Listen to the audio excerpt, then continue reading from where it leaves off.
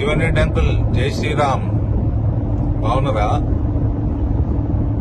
ఏదో నాకు అహంకారం అని మీ తమ్ముడు ఏదో ప్యాంప్లెట్లు వంచి చేపించి ఏదో వంచిపించిండట.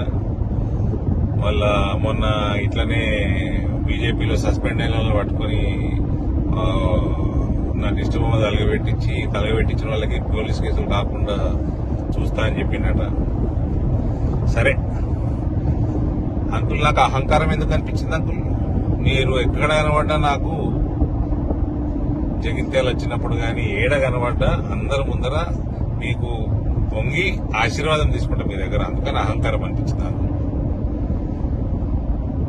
రెండోది, లేకపోతే మీకు ఒకప్పుడు భారతీయ జనతా పార్టీ ఉన్నట్టు 3,000 ఓట్లు 4,000 ఓట్లు జగిత్యాలు వచ్చేటట్టు అట్లా ఈ మధ్య లేదు, మీ చెప్పు చేతల్లో నడుస్తలేదు అన్న పరిస్థితి ఉంది. కాబట్టి పార్టీని పెంచినాం కాబట్టి 5 సార్లు మా మీద అటాకులైనా, మా ప్రాణాల మీద మా ఇండ్ల మీద అటాకులైనా దగ్గరుండి పార్టీని పెంచినాం కదా అంకుల్.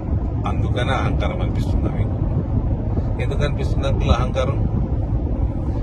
మూడోది, ఇవ్వండి ఏంది,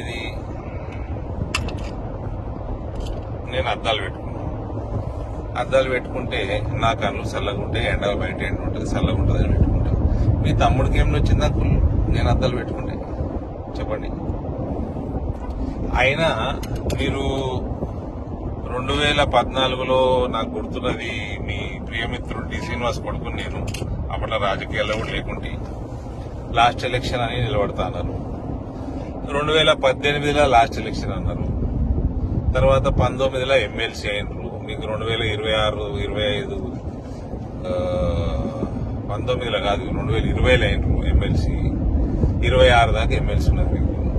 తర్వాత 2023లో మళ్ళీ ఎమ్మెల్యే, లాస్ట్ ఎలక్షన్ అన్నారు. గెలిస్తే మంత్రి వేద్దాం అనుకున్నారు. కానీ జగిత్యాల ప్రజలు మిమ్మల్ని మళ్ళా 18లో 60,000తోటి, 23లో 20,000తోటి మీరు మిమ్మల్ని ఓడించారు. ఇప్పుడు మళ్ళా ఎంపీ నిలబడతా అంటున్నారు. మళ్ళా లాస్ట్ ఎలక్షనే అంటారు మీరు. అంటే మీరు మీ పార్టీ మీ ఇష్టం, కానీ నాకు ఒక కథ యాదకి వచ్చింది. కథ కాదు, నిజమే ఇది. లాలూ ప్రసాద్ యాదవ్ గారు రైల్వే మంత్రిగా ఉండే. రైల్వే మంత్రిగా ఉన్నప్పుడు ఆ టైంలల్లా 90లలో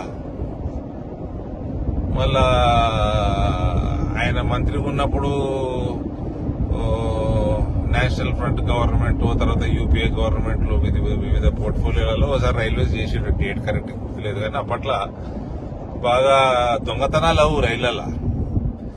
అయితే రైల్వే ఆఫీసర్లందరూ రైల్వే మినిస్టర్ లాలూ ప్రసాద్ యాదవ్ దగ్గర పోయినట. పోయి, సార్ ఈ పలానా స్టేషన్లా ఎప్పుడు వచ్చి బండి నిలబడ్డా లాస్ట్ బోగిలా దొంగలు పడుతున్నారు సార్, దొంగలు పడి దోసుకుంటున్నారు, ఎప్పుడు లాస్ట్ బోగే టార్గెట్ చేస్తున్నారు. లాస్ట్ బోగి ఏమో స్టేషన్ బయట ఏటో మూలకి ఆగి ఉంటుంది. స్టేషన్ లో ట్రైన్ వచ్చినప్పుడు వీళ్ళు స్టేషన్ లో ఉన్న స్టేషన్ మాస్టర్ పోలీసు వాళ్ళని తీసుకుని ఉరికే వరకు ఆ దొంగలు వారిపోతున్నారు. అంటే లాలూ ప్రసాద్ అన్నమాట, ఇంత పంచాయతీ ఎందుకే, గమ్మున లాస్ట్ బోగి తీసేస్తే అయిపోతుంది కదా అన్నమాట.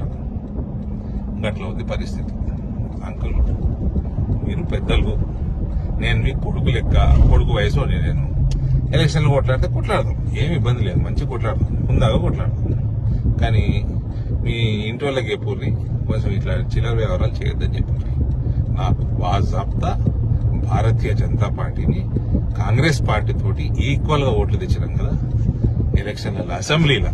ఇక పార్లమెంట్లో అంటే ఎడదట్టుకుంటారు. నాకు నేను చేసిన వాగ్దానాన్ని చేస్తే, మీరు 45 ఏళ్ళు చేయలేని మీ పార్టీ మీరు నేను తెచ్చిపెడితే రైతులకి. ఇప్పుడు అంతా అవన్నీ నేను చెప్పిన పనులను చేసిన, నేను పార్టీని పెంచుకున్నా. ఇవన్నిటితో పాటు రామమయం ఉన్నది, అంతా మోడీమయం ఉన్నది, రామమయం ఉన్నది, హరహర మోదీ, గర్గర్ మోదీ ఉన్నది. ఇవన్నీ కలిసి వస్తే మీకు బాధ. మళ్ళీ ఈ లాస్ట్ ఎలక్షన్, మళ్ళీ లాస్ట్ టైం ఓడిపోతామో, మళ్ళీ ఇంకొక లాస్ట్ ఎలక్షన్ ఉంటుందో తెలియదా మనకి. కాబట్టి ఇవన్నీ వద్దు. మీరు పెద్ద మనుషులు, మీరు మమ్మల్ని ఆశీర్వదించాలి. మనం ఇద్దరం ఎలక్షన్లు కొట్లాడినా కూడా నేను వచ్చి మీ దగ్గర ఆశీర్వాదం తీసుకొని కొట్లాడాలి. అట్లా హుందాగా చేసుకోవాలి రాజకీయాలు. వినరా అంకుల్? మీ తమ్ముడికి ఎప్పుడు చేరా ఈ చిల్లర పనులు పని చేయమని చెప్పారు. భారత్ మాతాకి జై.